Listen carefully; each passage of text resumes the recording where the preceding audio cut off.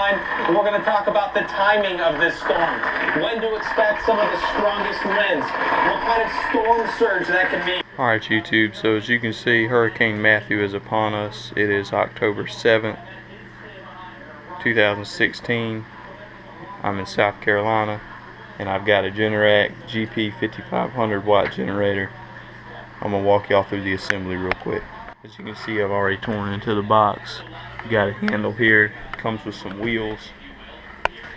Got some other equipment over here. I'll show y'all what you're going to need to get started here. Just a couple of wrenches, needle nose pliers, ratchet, 8, 10, 13 millimeter sockets, and 8, 10, 13 millimeter box end wrench. So we're going to go ahead and get started putting this thing together. I'm going to walk y'all through it. Hopefully if y'all put one of these together, this video will help y'all do that. But y'all can see here, 5500 watt, 120, 240. You got 4 with covers on them. You got 4 120s, an hour meter. Also comes with some oil, little tools, some other stuff here. Warranty information stuff's back here.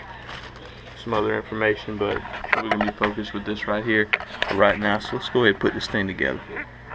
And here's our supplies.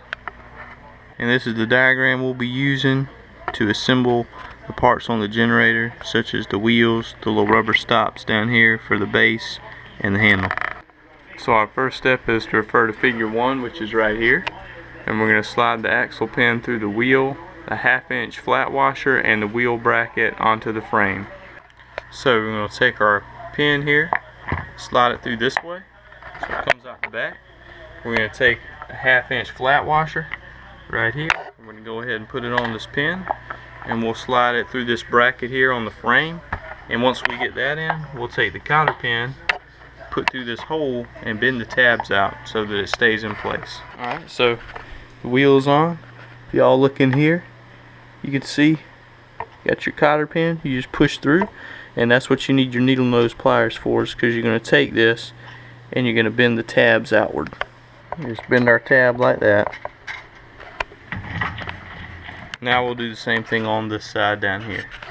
Alright, so our next step is to refer to figure 1 up here and install the frame foot and rubber bumpers as shown, which these are our rubber bumpers, these are our frame foots.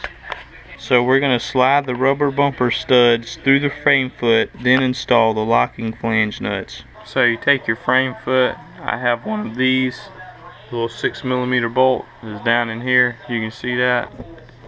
Kind of run it through the bottom of this thing like this, because it's going to be attached to the generator like that. So then you go ahead and you take your little 6 millimeter locking flange nut here, you put that on there like that. So with it installed, you just go ahead, put your 10 millimeter wrench on there, tighten that thing down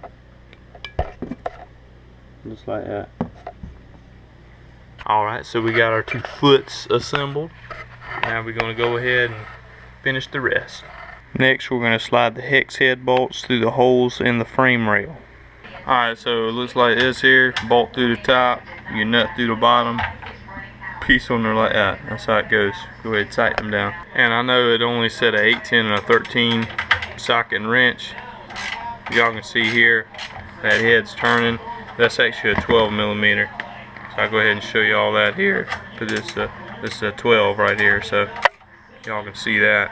You're going to need a 12 also. Alright, so both of our bumpers are on and in place. And our next step here, we might have skipped a step, but you slide the hex head bolts through the holes in the frame, which we did. Slide the foot onto the bolts and then install the locking flange nuts, which y'all can see right there. That's what that looks like. So next is refer to figure 1, which is up here, and install the handle.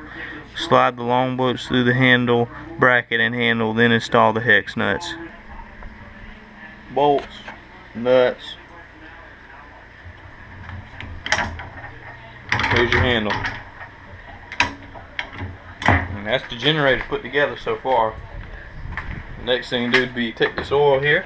Here's your oil fill cap. Put some oil in it. Put some gas in it. You got a gas gauge here. It's empty right now, of course. Fire this thing up, see what it does.